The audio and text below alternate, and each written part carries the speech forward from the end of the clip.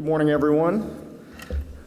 My name is Chad Meredith. I'm here this morning to introduce our moderator, Judge Thapar, a man who likely needs no introduction among this group, but they asked me to do it, so I'll do it anyway.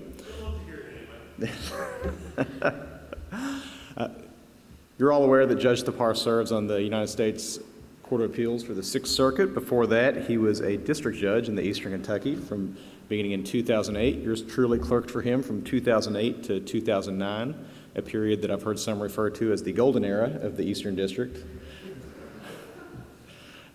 Judge Thapar earned his bachelor's degree from Boston College, his JD from University of California, Berkeley School of Law, and clerked for Judge Arthur Spiegel on the Southern District of Ohio and Judge Nathaniel Jones on the Sixth Circuit before entering private practice and then becoming an AUSA and then embarking on his judicial career. There's very little else I need to say because everyone here is familiar with Judge Thapar, but I will say that he is a friend and mentor to many, a role model for all, and one heck of a good judge. So please join me in welcoming Judge Amul Thapar.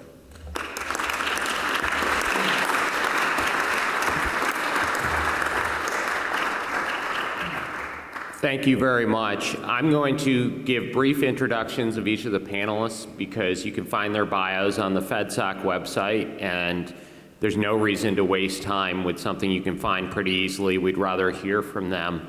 So Judge Danny Reeves, I'm going to just give an interesting fact or two about each of them. Danny's a good friend of mine. We were judges together. But the best fact about Danny Reeves is he's one of the few people in America who was nominated by Presidents Bush, Obama, and Trump to different positions. Presidents Obama and Trump to the Sentencing Commission, and of course, President Bush to the bench. He served on the Sentencing Commission for a long time, but the things he's proudest of are being a grandfather, not a father, the grandfather part, as his kids will tell you. And he is also, was an avid golfer. I think his grandkids probably take up too much of his time now, his free time.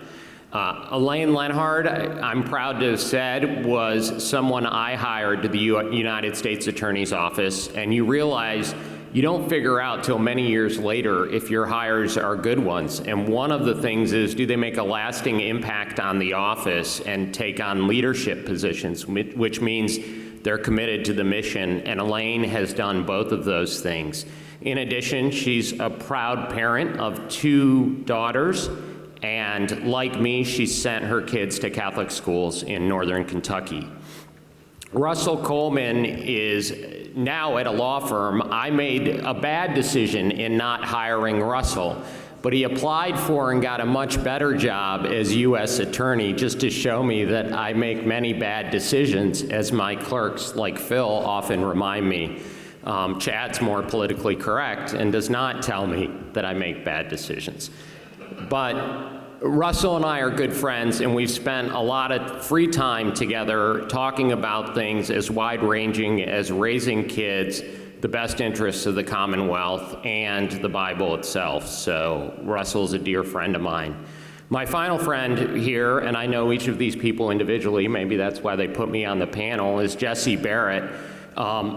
Jesse's, one of the interesting things about Jesse is before I got to know him well, I litigated a case against him, or our office did, at the United States Attorney's Office.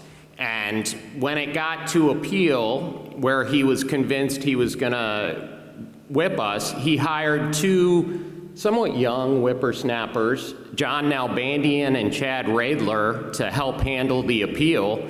They ultimately became my colleagues. The other thing about Jesse is he's a proud fan of Notre Dame football, where he went to school, and bourbon, which brings him his ties to Kentucky.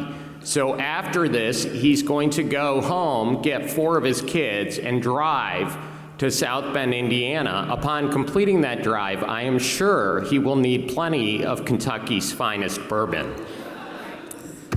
So with that said, I'll start, and the order I'm going to go in is I'm going to start with Judge Reeves and then go to Russell Coleman. After that, Elaine's going to speak, and then we'll finish to my closest, Jesse Barrett.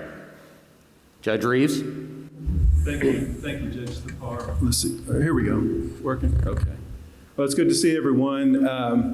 We're going to try to put a little bit of meat on the bone today in talking about some matters, reform, criminal justice reform, and I would probably characterize my remarks as does reform increase recidivism? So I'll try to give you some information, some statistical and other information, primarily from the Sentencing Commission. I do have the authorities that I'll be citing from, so if anyone wants the authority, you can come up afterwards and I'll certainly give that to you. At the time the Sentencing Reform Act was passed in 1984, the Sentencing Commission began studying recidivism. It's been central to the Commission's work since that time, and recidivism is just simply the likelihood of a person relapsing into criminal behavior after the person has been sentenced or punished. And so with that, the Sentencing Commission over the years has authored a number of articles, one in March of 2016 that's entitled Recidivism Among Federal Offenders, a Comprehensive Overview. And if you've ever practiced in my court before me, you've probably heard me mention this report quite a few times. The Commission studied over 25,000 offenders that were released in 2005 over an 8-year period of time, and it found that 49.3% were rearrested of a new crime or for a violation of supervision during that 8-year period. Keep that number in mind, 49.3%. It becomes important later. The best predictor of recidivism is criminal history. I don't think there's any doubt about that. We do know that as criminal history increases, so does the likelihood of rearrest. If we look at people with 0 criminal history points, and I'll talk about criminal history points in just a moment, they have about a 30% likelihood of recidivism. As we get up to individuals with 10 or more criminal history points, that number increases to over 80%. Age is also a strong indicator of recidivism. The younger a person is, the higher likelihood of recidivism that there is. It starts at, if we look at 21-year-olds, they have about a 71% chance of recidivism. If we take that up to 60-year-olds, it goes down to about 14%. Now, what are criminal history points? Well, in the federal system, I'm sorry? A little closer? All right. We know in the federal system, when we look at criminal history points, it's based primarily upon the length that a person is sentenced, and so a lot of criminal history points are determined based upon state convictions. But criminal history points are assigned 1, 2, or 3 points based upon the length of the sentence, primarily. There's some other factors as well. But as we consider criminal justice reform, we need to define really what we're talking about. What is reform? Is it reducing the number of individuals that are prosecuted? Is it increasing the number of individuals released from prison before their sentences would otherwise expire? Is it releasing certain classes of individuals from incarceration either due to the type of the offense or because of certain demographic characteristics? But if you define it in any of these ways, I suggest to you that reform is not new. It's not something that's just started in the past 18 months. It's taken place for some time now, so let me give you some statistics. Federal prosecutions have been declining over the past decade. In 2011, there were 86,201 persons prosecuted by the federal government. That number declined to 64,565 this past year. That amounts to a 25% decrease. And it's not something that's related to COVID. If you look at the statistics, it's a steady decline. However, while there have been declines in federal prosecutions, there have also been actions taken by the executive branch that have increased those numbers. For example, in 2013, then Attorney General Holder announced the executive branch's Smart on Crime initiative. In a 2013 memo to U.S. attorneys, General Holder directed a change in policy in charging and prosecuting drug cases. The goal was to ensure that mandatory minimum penalties were reserved for the, quote, serious, high-level, or violent drug traffickers. He indicated that mandatory minimums had resulted in unduly harsh sentences and perceived disparities that did not reflect our principles. The Attorney General went on to outline certain criteria that were to be followed by prosecutors, and one factor was that mandatory minimums not be charged if the defendant did not have a, quote, significant criminal history, which he defined normally as 3 or more criminal history points. Now in 2014, in April of 2014, the Department of Justice furthered the initiative to encourage prison inmates to petition to have their sentences commuted by then President Obama. And although the 2014 clemency initiative was originally applicable to all federal prisoners, it was later limited to just those that were serving drug offenses. Over 24,000 petitioned for clemency. They didn't all get the word that this was limited to drug offenders, and clemency was granted to 1,696 individuals under the initiative. Now, while there were certain factors that were announced for qualification, about 5% of those that were granted clemency actually met those factors. The applications that were granted resulted in sentence reductions of about 39% for an average sentence reduction of 140 months.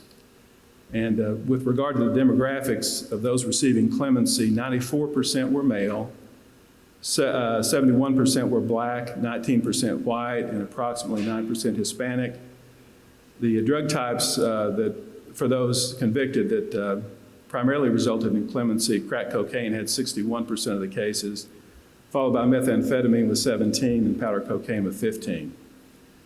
Now, using the Attorney General's definition from his 2013 memo, 86% of the clemency initiative recipients had a significant criminal history. Nearly a third had 10 or more criminal history points. In fact, almost half were in the highest criminal history category of 6. And of that group, 84.5% were found to be career offenders by the sentencing court.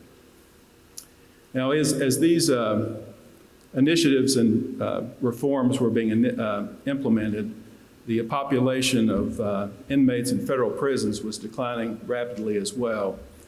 In fact, from 2014 to October of this year, the population in federal prisons declined about 27%, from a little over 214,000 in 2014 to 156,000 just this past 2 weeks ago. But in response to various groups and individuals, Congress and then President Trump instituted further legislative reforms regarding mandatory minimums and recidivism penalties regarding the U.S. Code as it concerns drug offenses and other offenses as well. There are certain drug offenses, as you probably know, that carry mandatory minimums of 5 years and 10 years, and there's been a real push among various groups to either eliminate or to make it more difficult for courts to impose those penalties. But there was one particular statutory provision that was changed that I think may have some impact as we go forward. There's a provision of the code, it's Title 18, Section 3553F. It's called a safety valve provision. It allows individuals that have very limited criminal history and meet certain other qualifications, such as the person can't be must be a low-level offender, they can't possess a weapon, they can't be an injury that results, and they must provide all the information that they have about their offense to the prosecutor prior to the time of sentencing. Historically, you could only qualify for the safety valve that allowed the court to eliminate the mandatory minimum penalty if you had 1 criminal history point, 1 or 0.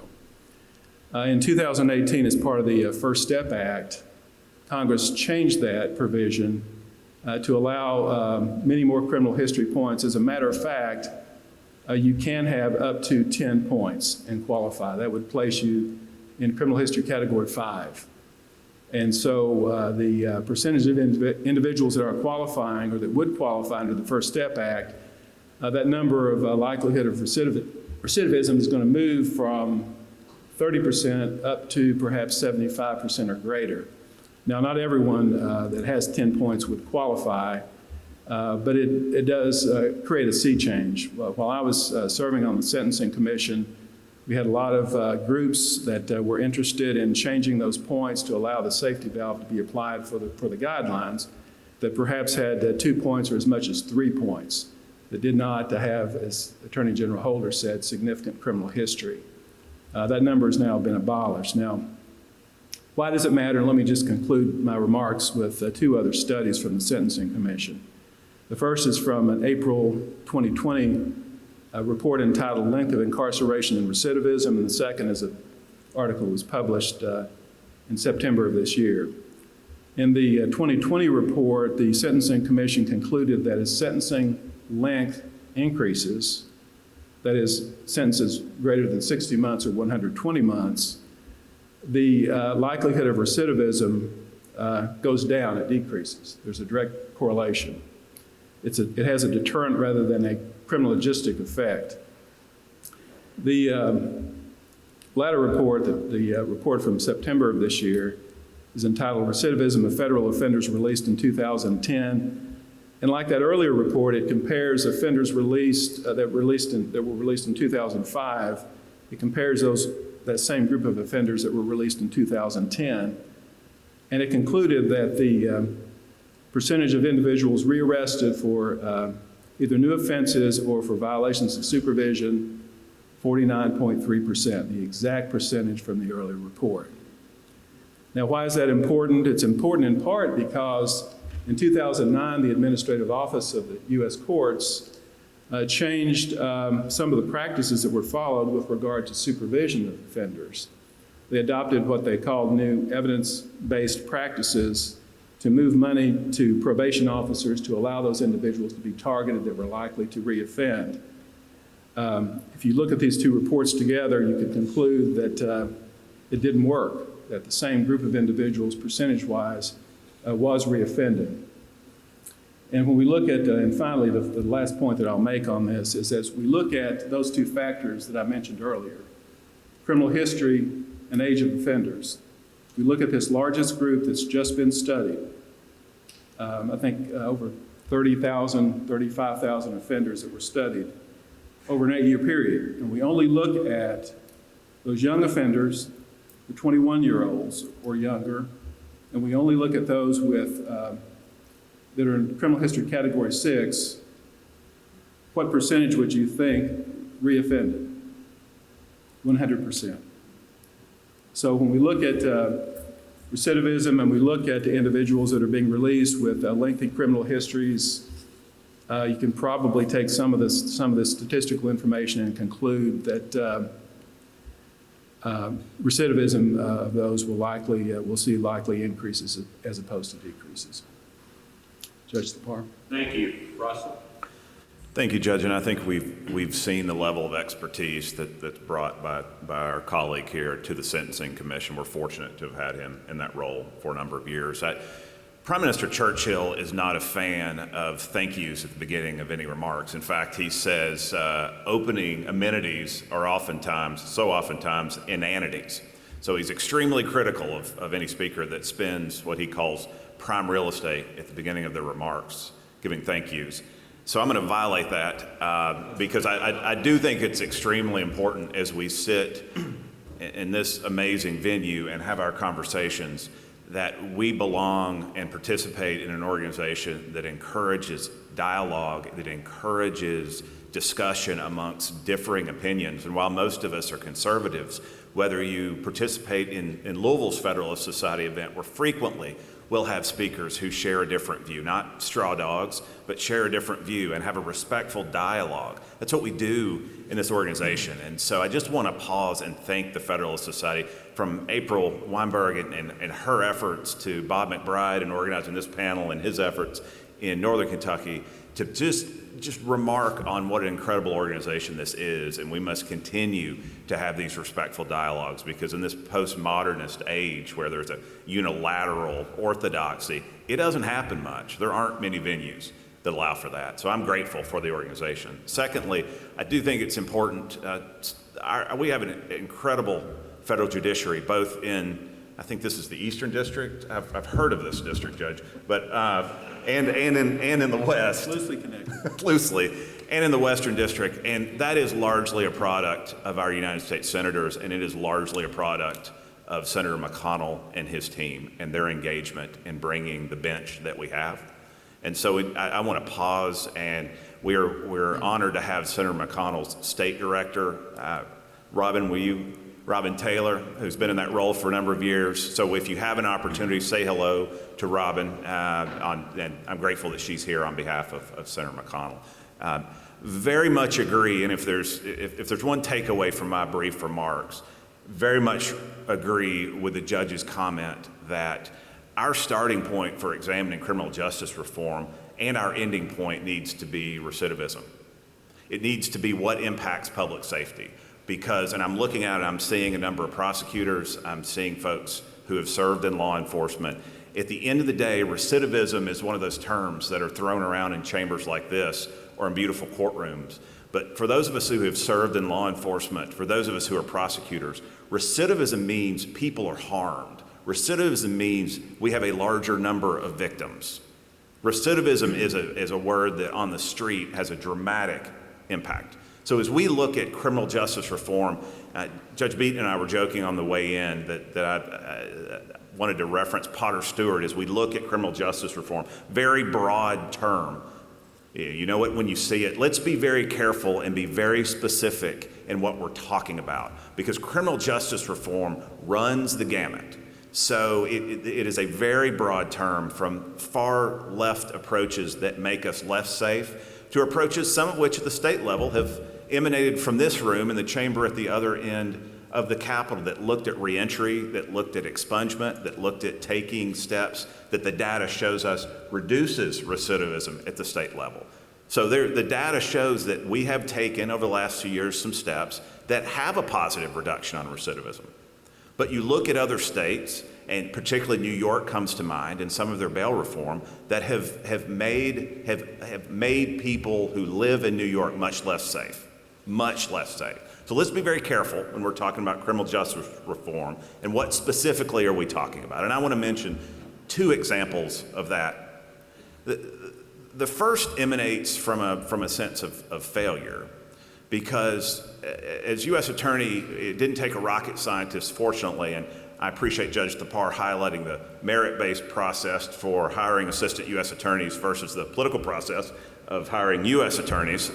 You'll see very quickly with my colleague, the AUSA on my left, that the merit-based process does work out, given the caliber of those that Attorney General Sessions, my old boss, called the coin of the realm, those that serve us as assistant United States attorneys. And we are very blessed, both in this district and the West, by those that serve in those roles. A sense of failure, because it didn't take a rocket scientist to be U.S. attorney for a district that includes Louisville, a city that endured a 110% increase in violent crime from 2014 to 2016, to know what I needed to focus on and what our office's priority needed to be. And so we leaned in, and I say we, so proud of the assistant U.S. attorneys in the West, working with ATF, working with our state and a number of local partners to increase federal firearm prosecutions. What is the tool that could be most impactful?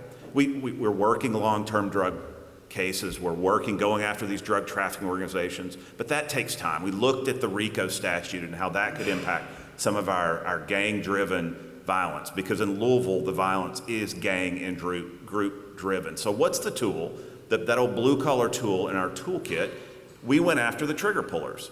And over a 2-year period, we increased federal firearm prosecutions almost 70%, 67%, and we were proud of that. And so at the end, it seems like another era ago, at the end of 2019, I stood at a podium, flags behind us, with our Commonwealth's attorney, with our federal partners, and praised the work that increased federal firearms prosecutions in Louisville, almost 70%. But we still failed, because you may recall, those of you from Louisville or those of you who monitor what goes on in our state's largest city, we still had 93 homicides that year. Louisville was a city that traditionally, and every loss is to be mourned, but Louisville 10 years ago was a city that typically had between 40 and 50 murders a year. Just 10 years ago, 40 to 50 murders a year. And yes, we mourn every one of those, but at the end of 2019, we had almost 100 homicides. So we were leaning into the tool that we thought would be most impactful, but it wasn't working. So humbly tried to look at what was working elsewhere, particularly in regard to violent crime. And I'm not going to leave you with much homework, but some of you all have read this. Many of you all, I would encourage everyone to read a book called Don't Shoot. by David Kennedy, a professor at John Jay. And what David Kennedy was responsible for is what's known as the Boston Miracle. A couple of decades ago, Boston was underwater with violent crime.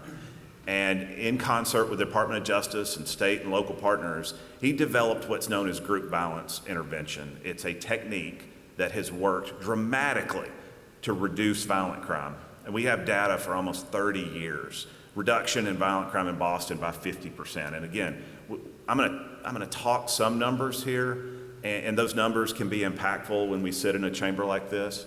But when we talk about reducing homicides by 50%, those are fellow Kentuckians that aren't dead. Those are families that aren't enduring significant loss. So although those numbers can wash over us, they mean something. So when you can reduce homicides by 50% effectively over a prolonged period, not a flash in the pan, I wanted to look at that.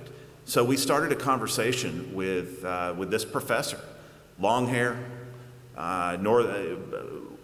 northeastern accent, seldom wears a tie, looks very different than most of those staring back at me or what stares back at me when I look in a mirror, but brought something to Louisville, came to Louisville and started a conversation with us about how this technique could work in Louisville. And I would include that in this broad category of criminal justice reform.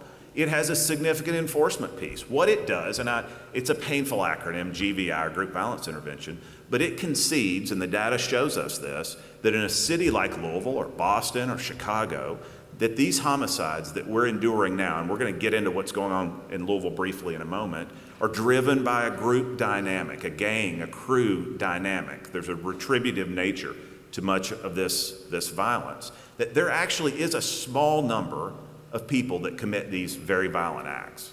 These neighborhoods are not inherently bad neighborhoods. Good folks live there. Very small number of folks are committing a vast amount of this violence, and that there is a group dynamic.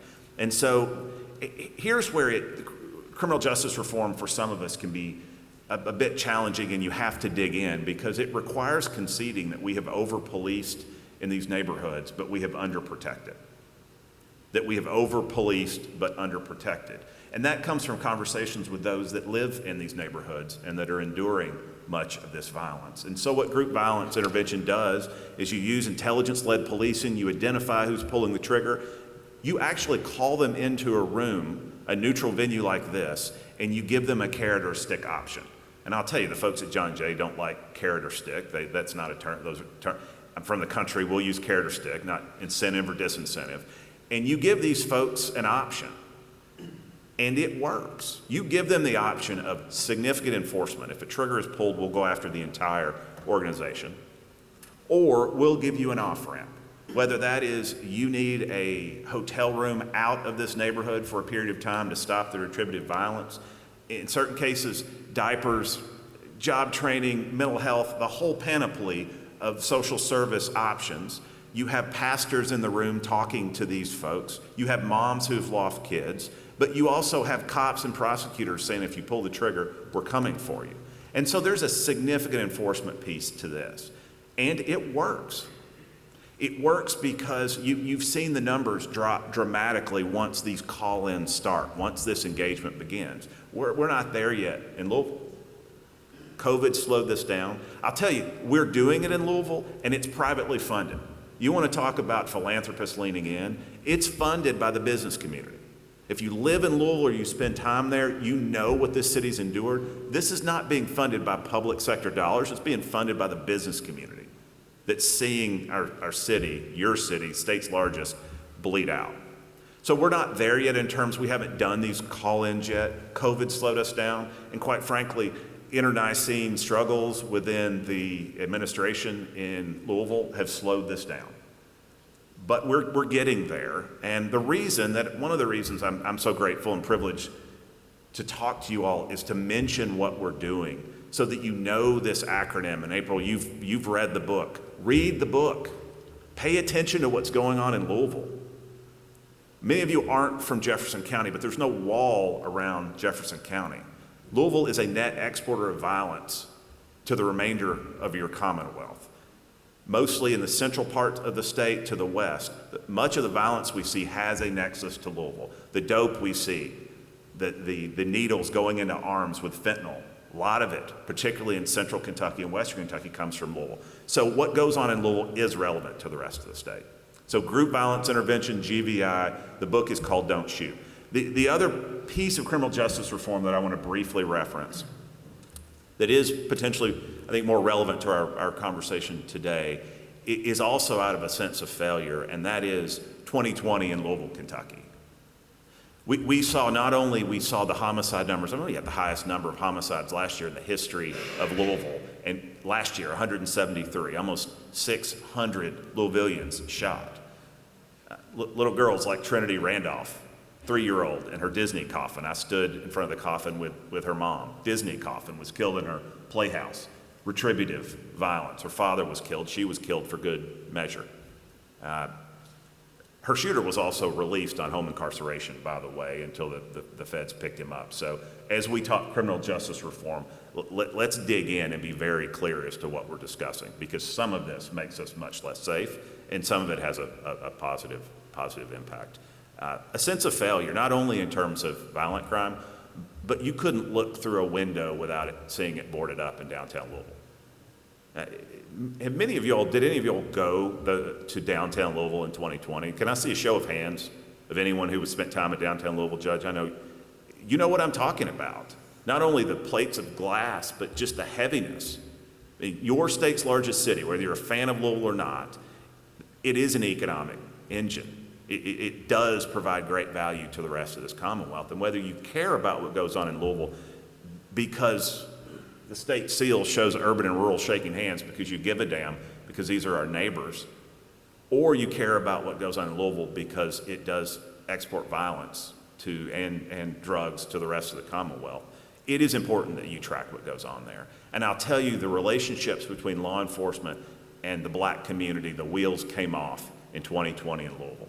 The relationships are built one brick at a time. Well, those were busted down in 2020. Relationships, information flow from neighborhoods that were impacted to law enforcement dried up. Relationships completely burned down. So I'll say that the one issue that continues to be raised, was raised with me time after time as U.S. Attorney, other than the fact that why aren't you doing more to save our kids? And that's oftentimes looking in the eyes of those that have lost their kids, is an issue that while the Speaker couldn't cite the exact provision of 18 U.S.C., but the fact that we continue to treat powder cocaine and crack cocaine with a significant sentencing disparity, 18-1 is where we've landed after some degree of reform. Again, the Speaker wouldn't cite the specific provision, but time and time again, this issue was raised because of the significant disparity. And I'll tell you, we don't see cocaine cases anymore in Louisville. It is a rare day that we see a powder cocaine case. Conversations with folks here in your district, judge, prosecutors, drug task force, not only here but across the country. There was a time when and I said powder cocaine, I meant crack cocaine. There was a time when violence was driven significantly by crack cocaine. And although some may criticize why that disparity existed to begin with, looking at the legislative history, what I saw was a sense of fear, much like the challenge we're facing now with fentanyl. And Congress created a significant sentencing disparity that, again, over time has been pared down to 18-1. But the fact that there is that disparity between powder and crack cocaine continues to be raised time and time again by folks in the black community as a limiting factor to relationship. And I will tell you, and as I testified before the Senate Judiciary Committee, I wouldn't be sitting there. In no circumstance would I be advocating for eliminating mandatory minimums. Would I be advocating for backing off some of these significant sentencing tools that you need? But what I testified and what I support and what passed the House of Representatives overwhelmingly, the entire Kentucky delegation voted for it, was to eliminate that disparity from now 18-1, to resolve it to be a 1-to-1 sentencing disparity. We are at a time when we need one brick at a time to build back the relationships between law enforcement and the black community. the community that's primarily impacted by violent crime. Again, I wouldn't have been sitting in that chair talking about fentanyl. I wouldn't have been sitting in that chair talking about any substance that was still driving our challenges, but it was fighting yesterday's war. And so while there could be some criticism, I've already been gigged for being on the panel that's all about letting out criminals. That's not what we're talking about here, but we are talking about a crisis in this country where law enforcement and the black community, there is a chasm. And so if we can take a step to create parity in a substance that is not driving our challenges now, given the exigency of our challenges in places like Louisville, then I'm all in.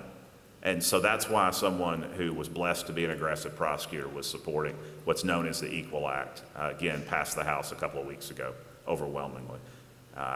Everything we do, and I'll end with this, every provision, every tweak, every discussion needs to start and it needs to end on what impacts public safety, what impacts recidivism. Does it enhance or is it a failure? And so that's the lens that we should view criminal justice from. With that, thank you. Thank you, Elaine.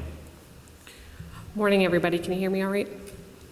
So my focus here today is just to talk a little bit about what reform looks like from the perspective of a prosecutor. As Judge Thapar noted, I've been an assistant U.S. attorney for 15 years.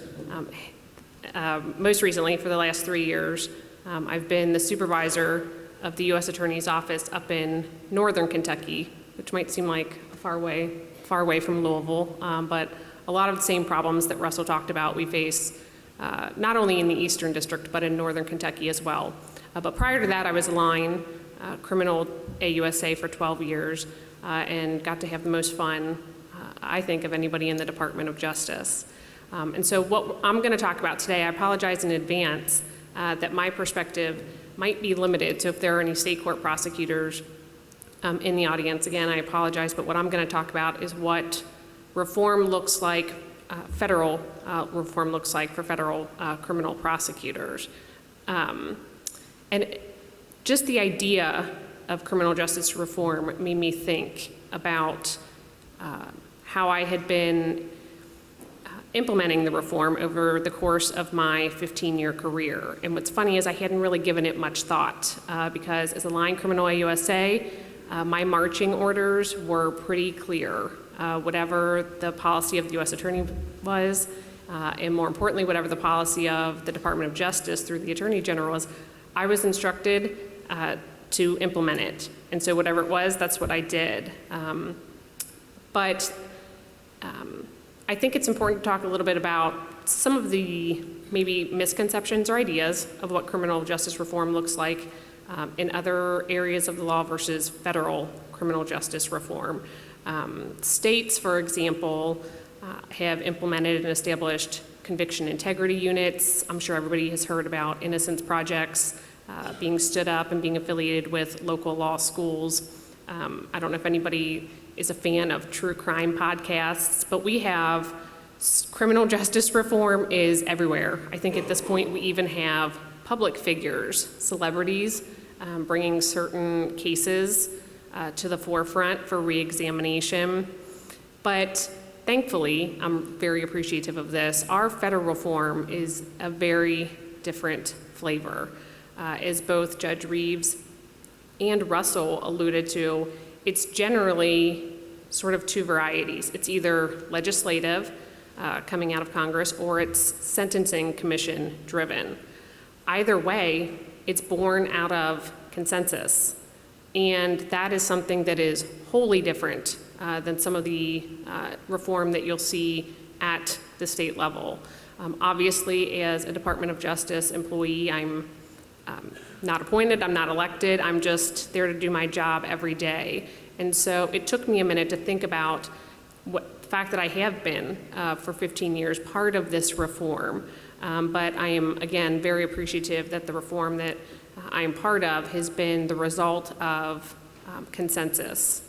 And that's important because the benefits are tremendous. That type of reform, it's not fleeting. It's not tied to an individual person. It's across the board. And at least for the Department of Justice, it's consistent in application. And so for folks who are worried about restoring relationships, restoring integrity, that at least gives me some solace that what we're doing is fair, it's equal, and it's consistent in application to all of the defendants across the country who are being prosecuted federally. The downside to some of the reform that we've seen coming out of Congress is that selfishly, the shelf life of criminal cases is a lot longer than it's ever been. I started as a prosecutor in 2006. I'm not sure I even saw my first habeas or post-conviction motion for 5 or 6 years. At this point, we are seeing just an abundance and some very creative post-conviction motions filed by pro se defendants. And sometimes some of our defendants, once their convictions are final, post-conviction motions are being litigated not once, but sometimes twice, depending on if there's been an intervening change in the law and whether that change is constitutional nature and thus retroactive. And so the downside, there's tremendous upside to the benefits of criminal justice reform that are ongoing in the federal system, but there's also a little bit of downside. But for folks who have spent their career in the Department of Justice, that's not too much of a downside.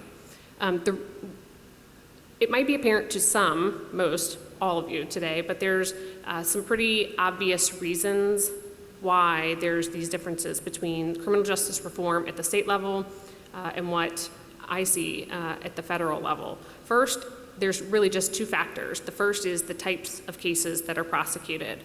At the state level, as Russell sort of alluded to with the tumult that was going on down in Louisville, you have lots of crimes against people. So you've got homicides of all different kinds. You've got rapes, all sorts of crimes against people. That's not to say that's not part of federal criminal practice.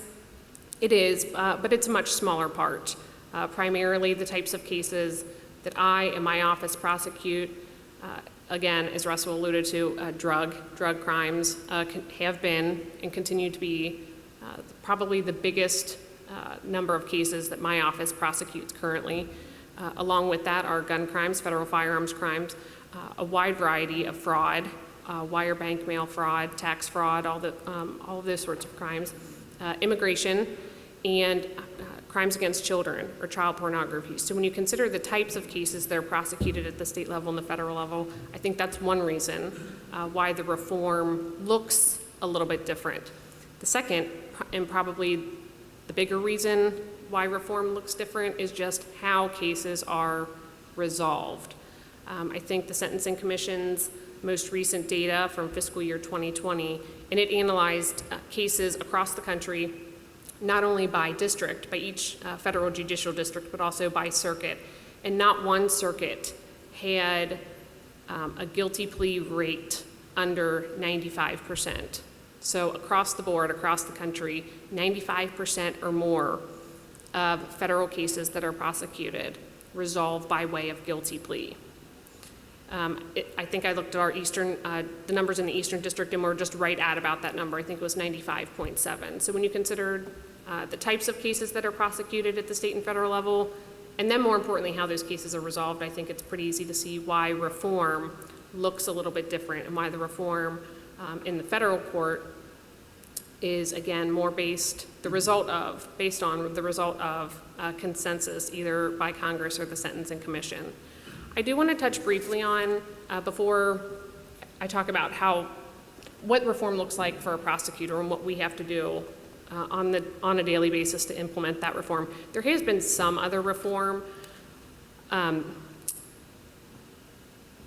Some other reform with respect to law enforcement. So as prosecutors, we have a number of different interests that we try to balance. Not one is more important than the other, but we certainly get all of our cases from federal law enforcement agencies, so we work hand in hand with law enforcement.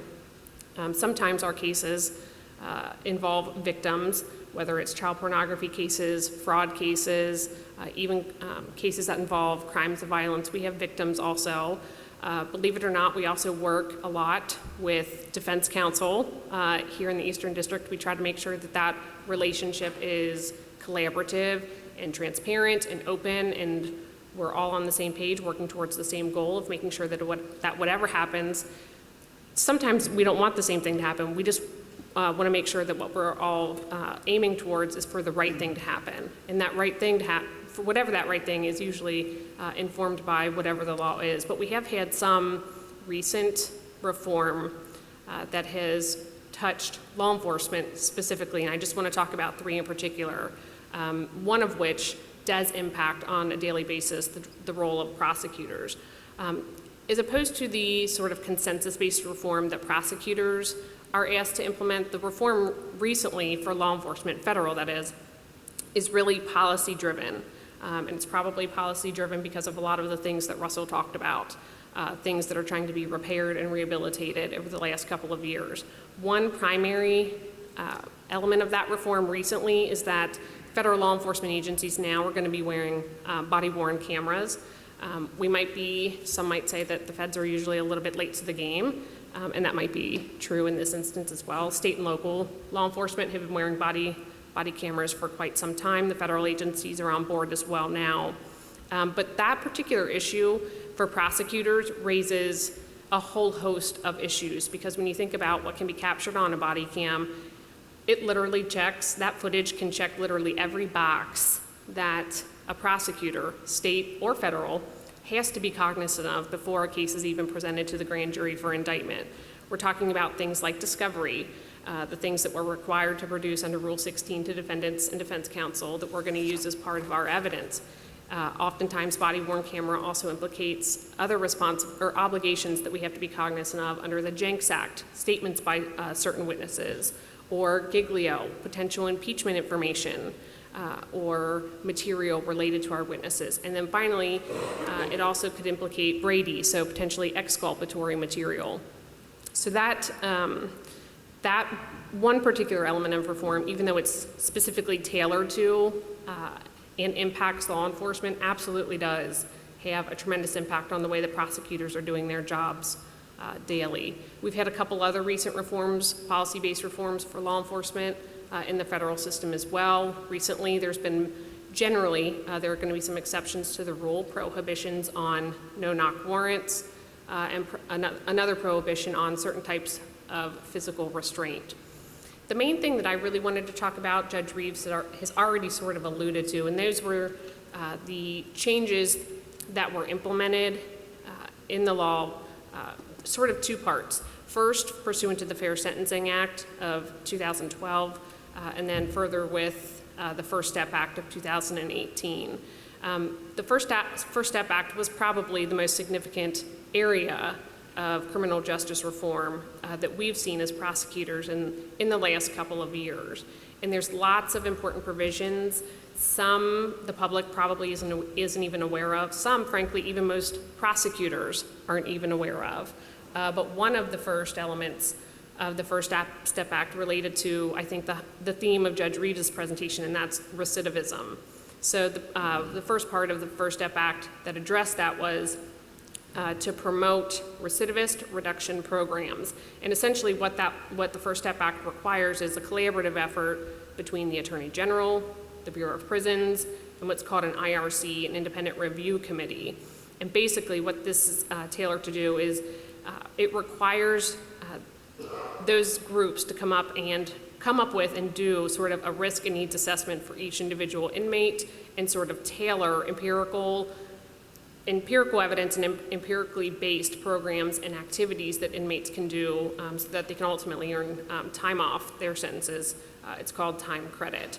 That's not something that prosecutors in my office or even as a line that I have a whole lot of interaction with unless I see a defendant who's petitioning the court for some kind of release and has indicated to the court that they've had that risk assessment done. But other than that, it's not something that prosecutors really have that much of a hand in. What is probably the most impactful to the AUSA's job is really the meat of the First Step Act, and that's the changes that Judge Reeves alluded to, the amendments that were made to the statutory sentencing provisions. And it really touched two of the biggest, probably the biggest, titles in the U.S. Code that AUSAs are charged with prosecuting cases under Title 21, which generally covers most all of the drug crimes that we prosecute, and then Title 18, which is where the majority of the crimes are that we prosecute, where they are memorialized.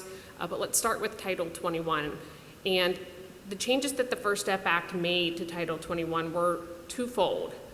For most drug offenses, you're going to have penalties that are a combination of two factors: the type of drug that's involved and the quantity of that drug. Those two things are going to inform the penalty that Congress has prescribed. Sometimes there's a floor in terms of a mandatory minimum that Congress has prescribed. Sometimes there's not. Sometimes there's just a ceiling. But what the First Step, even prior to the First Step Act, each one of the penalty provisions that applies to federal drug crimes, it had sort of a baseline penalty, and then it had an enhanced penalty. And those enhanced penalties applied across the board to defendants in all three of the different tiers of penalties that Title 21 has, if a defendant had a prior qualifying felony drug offense. Well, what the First Step Act did was sort of tighten the prior convictions that will qualify to trigger those enhanced penalties. So for the two categories of the most serious penalties that were applicable under Title 21, that phrase felony drug offense has now been replaced with serious drug felony. And that's a much more difficult, burden's the wrong word to use, it's just it's just a more serious prior conviction that has to be proved. It essentially eliminated any chance that just a straight possession prior could be used to enhance a defendant's sentence under Title 21. It also added a new type of prior that can be used to justify those enhanced penalties. So in addition to serious drug felonies, we also have a new category of priors that can count, and those are serious violent felonies. So if a defendant has either one of those two types of convictions, if the defendant served more than 12 months for any of those prior convictions and was released from any term of imprisonment within 15 years of committing the crime that they're charged with, then those priors will count, and a defendant will now be subject to enhanced penalties.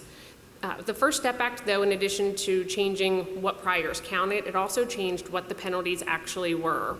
So for the most serious drug offenses under federal law, those that involved, over 5 kilos of powder cocaine, over 280 grams of crack cocaine, over a kilo of heroin, over 500 grams of a mixture substance, or 50 grams of actual methamphetamine. Now, prior to the First Step Act, those priors were really there were two tiers. If a defendant was charged with an offense involving any one of those drugs and that quantity, the floor was 10 years, and the ceiling was life. Now what the First Step Act did, in addition to changing what priors could subject a defendant to enhanced penalties, it changed the penalties themselves. So it used to be just 10 to life. Now we have an intermediate penalty as well. So we have a floor of 10. If a defendant has one prior, that floor goes up to 15. If a defendant has two priors, that floor goes up to 25. And in those circumstances, the maximum potential penalty is always going to be life. The one other main area that the First Step Act changed, and again, it's the penalties were changed, not so much anything else about the statute itself, related to 18 U.S. Code Section 924C. So whenever a defendant is charged under 924C, there's sort of two branches to this tree. It essentially criminalizes the possession of a firearm in furtherance of a crime of violence, or in furtherance of a drug trafficking offense, or it criminalizes using and carrying a firearm during and in relation to either one of those two types of offenses. And much like the drug penalties, Section 924C also has a mandatory minimum, a floor that the court cannot go under, absent a motion.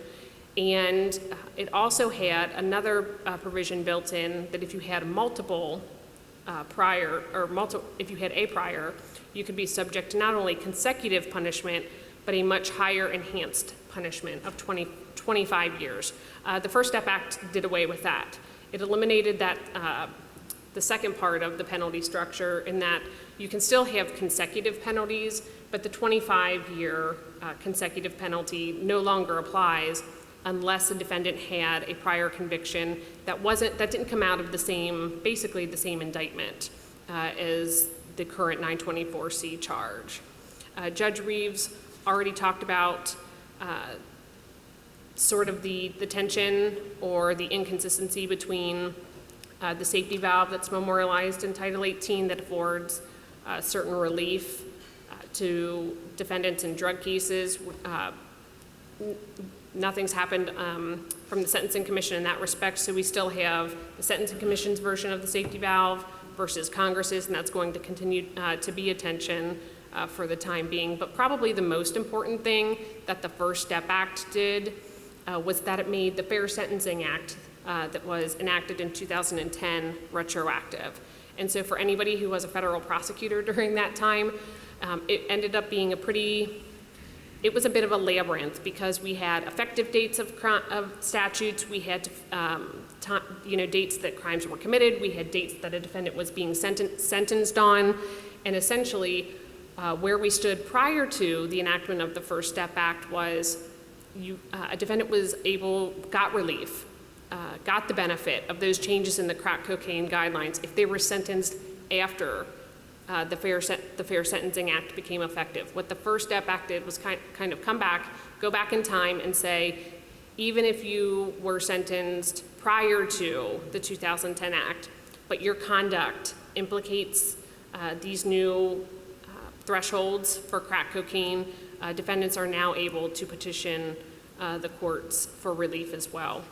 One more thing I'll touch on very quickly before I move on is something that Russell alluded to as well, and that is crime victims. We've talked about sort of what crime looks like for prosecutors, maybe what some of the concerns are for the public, but crime victims are often the forgotten part of that equation.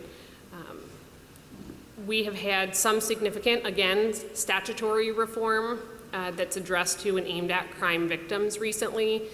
One sort of category that's been consistent among the reform is that a lot of this reform has touched crimes against children, which is a big part of my practice, my office's practice. It continues to be a priority of DOJ. So while we don't generally prosecute hands-on offenses or sexual abuse of minors, we do prosecute the possession, the receipt, the transportation, the distribution, and the production of child pornography. And we have had some significant reform as of late, in 2015 and 18, that are specifically addressed to and tailored to victims in those types of cases. The main points of that reform are that we've got increased financial burdens that can be levied on defendants, whether it's in terms of additional special assessments or restitution that can now be afforded to victims of those particular types of crime.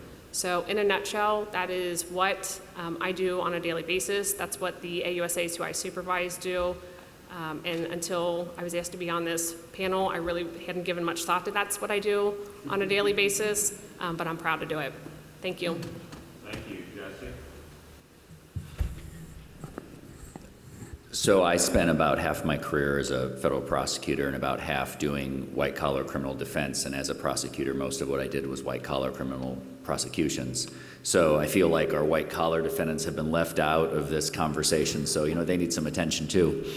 In the criminal justice reform discussion, there isn't much conversation recently about sentences for white-collar defendants, particularly defendants who fall at the higher end of the loss guidelines, which is a change. So for probably 10 or 15 years in the late 90s, early 2000s, there was a lot of discussion about this issue. So what had happened was there has been sort of a one-way ratchet on loss amounts under the guidelines, and the specific offense characteristics under the guidelines that have, from the time the guidelines went into effect in the late 80s until now, really ratcheted up the guidelines recommended sentences for white-collar criminal defendants who are at the high ends of the guidelines. So we're talking, at the high ends, you're talking the Madoffs and the Enrons and things like that. So obviously not a pool of people for whom, there's generally a lot of sympathy, so you can understand why there haven't been sort of amelioration of these loss amounts. But it's really remarkable when you look at the data. I think the statistic was about a $2.5 million crime in the late 1980s when the guidelines came into effect would result with, when you try to make the specific offense characteristics line up. A $2.5 million crime in the late 1980s would have a recommended guideline sentence of 30 to 37 months. Under the current guidelines, it's 150 to 187 months. So there has been this sort of exponential increase, oftentimes following major frauds, major corporate frauds, in the guidelines that have very, very significantly increased the recommended sentences at the high ends of the guidelines. And so what you have is a combination of the increased penalties for loss amounts, and then also you have specific offense characteristics. So for example, did this crime involve abuse of a position of trust or use of a special skill, or were there over a certain floor of victims? And essentially, in order to carry out one of these big high-dollar crimes, all of those characteristics have to be present, or else you wouldn't have been able to carry out the crime. But what the guidelines do is they apply both the higher loss amount and then hit you with the specific offense characteristics, which are already in some ways taken into account in the higher loss penalties. So you end up sort of double counting some of the same offense characteristics to again produce these 150 to 225 month ranges, 225 months, 360 months to life. You get these very, very, very high guidelines recommended ranges. And the problem, we can argue whether that's an appropriate recommendation for a sentence or not, but I think what's more interesting is the fact that those sentences are almost never imposed. In reading the cases, it's sort of the judges bend over backwards to explain why we're not imposing this guideline sentence, because this guideline sentence is just so high and it doesn't make sense. So what you essentially have is a situation where the guidelines would point to one thing, and this is pre-Booker and post-Booker, and what the sentences give is something very, very different. And so in a way, it's almost like you're in a pre-guidelines world where you're just looking at the 3553A factors, or just sort of what's the judge's evaluation of this particular crime. And you're divorcing the sentences from what the guidelines would point to. And then the question is, why is that a problem? Well, I think from a public policy perspective, these are the crimes that sometimes get the most attention, right? The Enrons or the Bernie Madoffs. And if we have a sentencing regime under which the guidelines would point to one thing, but the sentences are not only not tied to the guidelines, but are wildly disparate from each other, it defeats the whole purpose of the guidelines, which was to introduce some uniformity into sentencing practices, so that you go into a courtroom in Kentucky and you go into a courtroom in California, all factors being equal, you're going to get about the same sentence. And that's just not something that we have anymore. If we ever did, we certainly don't have now in sort of the high value, high loss sentencings. One statistic I was reading in preparation for this, there was a statistical analysis of maybe 30 or 35 of these sort of high dollar prosecutions over the last maybe 10 or 15 years. And the loss amount per month in prison ranged at the low end from about $32,000 per month to at the high end $36 million per month. I mean, that's the range that we see in what does a certain amount of loss cost you in time of prison, which, I think you could objectively look at that and say, yes, there are significant differences in a lot of these frauds, but is it a good thing for the way the public perceives the federal sentencing process to have sentences which are so wildly disparate from each other and then which look like they're at such a discount from the guideline ranges, and it kind of leaves the public to say, well, this just doesn't make sense, and then it leaves prosecutors and judges and defense attorneys. I mean, it's great for defense attorneys in some ways because you can argue, for a very low sentence, but it leaves the federal criminal prosecution, sentencing, and judicial system in sort of a state where you don't know where to look for guidance. So just a plug for, as we talk about federal sentencing reform, that's, I think, something to think about. And recognizing that, look, that only applies to a tiny slice. I mean, 91% of the prison population is state. So we're only talking about 9% when we even talk about the guidelines world. And then when we talk about economic crimes, that's maybe a third of federal prosecutions. And then we talk about the high dollar economic crimes, that's just a tiny, tiny sliver. So this doesn't have, day-to-day nuts and bolts impact on a lot of people. But I think for the perception of the federal sentencing process, it really actually does have an outsized impact. We have time for a couple of questions.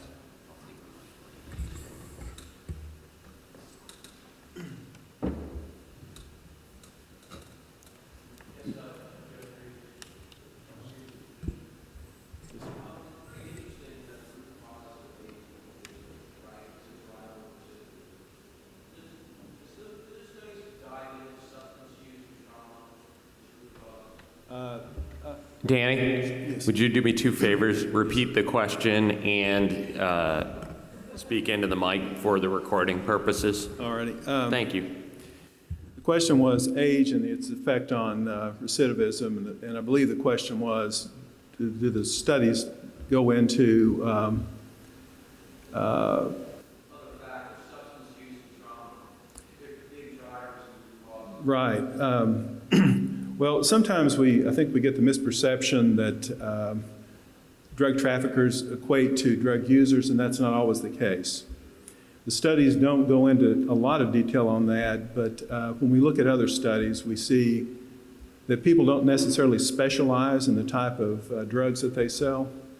Today's trafficker of crack cocaine is tomorrow's trafficker of methamphetamine, and probably more dangerously, fentanyl and the fentanyl analogs.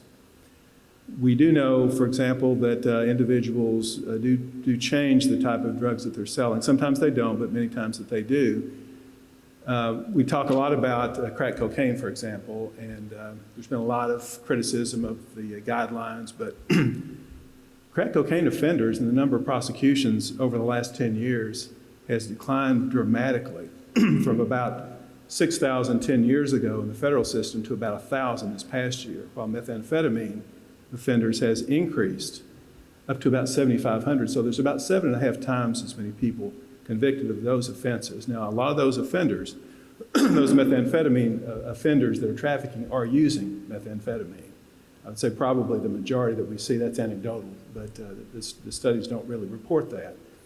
But I think it's also important when you consider these issues that you follow the money. And that's why I say be aware of fentanyl. Fentanyl prosecutions really started in 2015, 2016 in earnest, and fentanyl prosecutions have increased since that time, since to 2019, 3,592%. Analogs have increased 5,725%. And of the deaths that are attributed to drug overdoses, where you get a guideline enhancement for death or bodily injury, 75% are attributed to fentanyl or fentanyl analogs. Small percentage of cases, but the result is pretty staggering. And so, in answer to your direct question, there's not a lot of study on that, but there are provisions in the guidelines that allow you to take that into account when a person is sentenced. So it certainly can be considered. Thank you. One more. Yes. My question is also for Judge Reeves. Judge, you said that 49.3% of people who are released were rearrested within 8 years. Uh-huh. Was they rearrested for the same crimes, or they generally? No, just either rearrested or they committed a violation of supervision. The most, for example, drug traffickers, you would think that that person would, the most common violation may be another drug trafficking offense. It's not. 20% are assaults. So they're violent offenses that are committed as well. Okay, so that 49.3% could include things such as simple theft or anything? A violation of supervision, but it's an arrest rate. We're looking at rearrest. When we study that recidivism factors, it's 49.3%. It's an 8-year study. Most persons on federal supervision are on supervision, and the violation usually occurs within 20 months. So some of those violations can certainly occur long after they've been released from supervision. Okay, please join me in thanking the panel. Remember, lunch is outside, and there's a great panel coming up next.